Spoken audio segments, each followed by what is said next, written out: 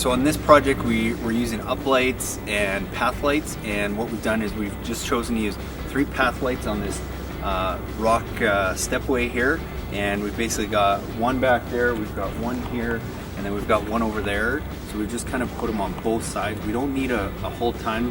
We've spaced them about 12 to 15 feet apart, and that's going to give us plenty of light just to make sure that these steps are well lit, and that we're really featuring and focusing these nice rock features that they've put in place here.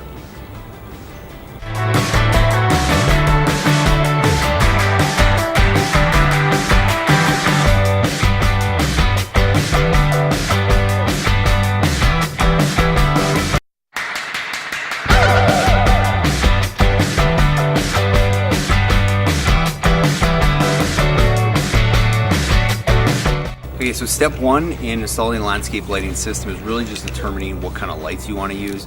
On average, you're typically going to be using either an uplight or path light for 90% of your project.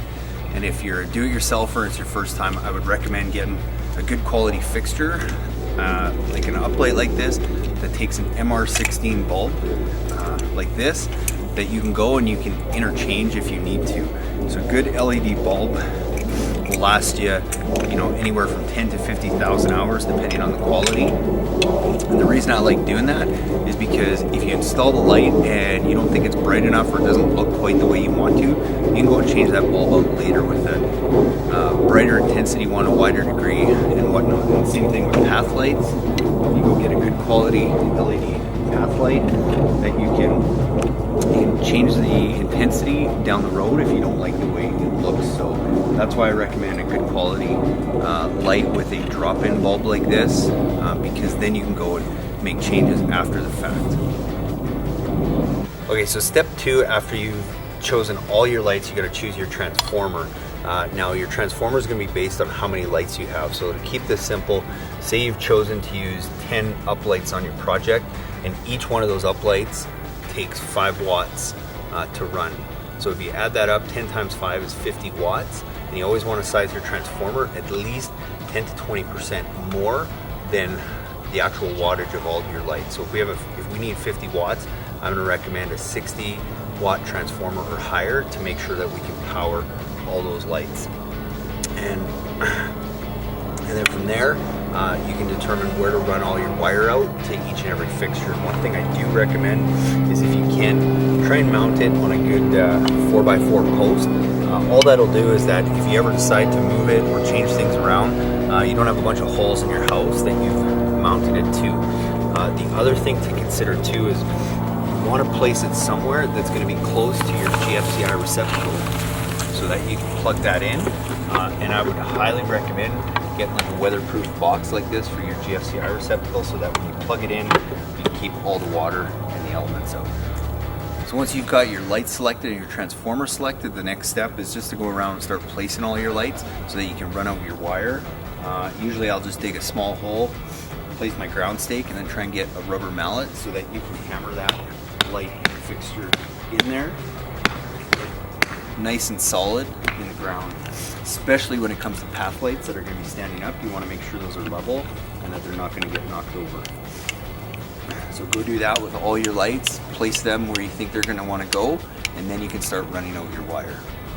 Now that I've got all my lights placed around the property, I'm just going to go and run the wire above ground to it, starting from my transformer, running it out to all my lights. And at every light, this is one thing I'd highly recommend, is leave yourself some extra wire just in case you want to move that down the road. If you ever need to make repairs or anything down the road, it's way easier if you've got extra wire to work with. So go ahead and run all your wire out from each and every fixture all the way to the end, and then from there you can start wiring your lights together.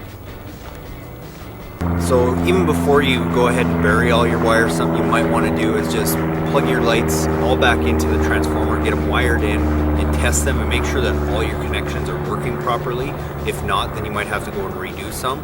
But once you go around and you test it and all your lights are working, that's when you can go back and you can start to bury everything. And even before you do that, you might want to adjust your lights. Most of the lights you're going to use are going to be adjustable in some way or form, and you want to get those angled however you have in your plan.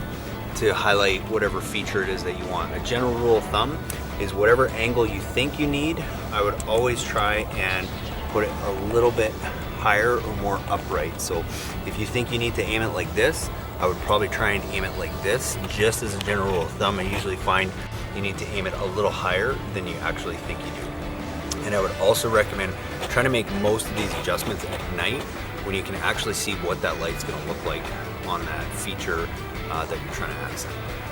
So that's pretty much it. You know, first step is choosing your lights. Second step, making sure you have the right size transformer. Third step is going and placing your lights. Then your fourth step is you want to go and run all your wire out. Your fifth step is making all your connections. Your sixth step is going and adjusting all your lights, making sure they're working, making sure that's where you want them. And then the final step is burying all the wire. Once you've done that, you can go and set your controller to auto and let your system run. So one last thing I will talk about is if you want to even make your system a little bit better and make it a smart Wi-Fi system, an easy way to do that, this is one that we use. It's called a WiON Outdoor Wi-Fi Timer. There's lots of smart plugs like this. The reason I like this one is just it's easy to use. You just plug it in and go. It has its own app. It's compatible with Amazon Alexa, and it's designed to sit outside.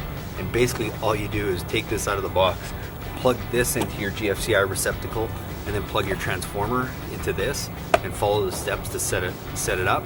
And then you just have to put your transformer in the on position and let this be your timer and your switch that you can turn on from Wi-Fi from anywhere in the world, as well as it's got about 7 different programmer options.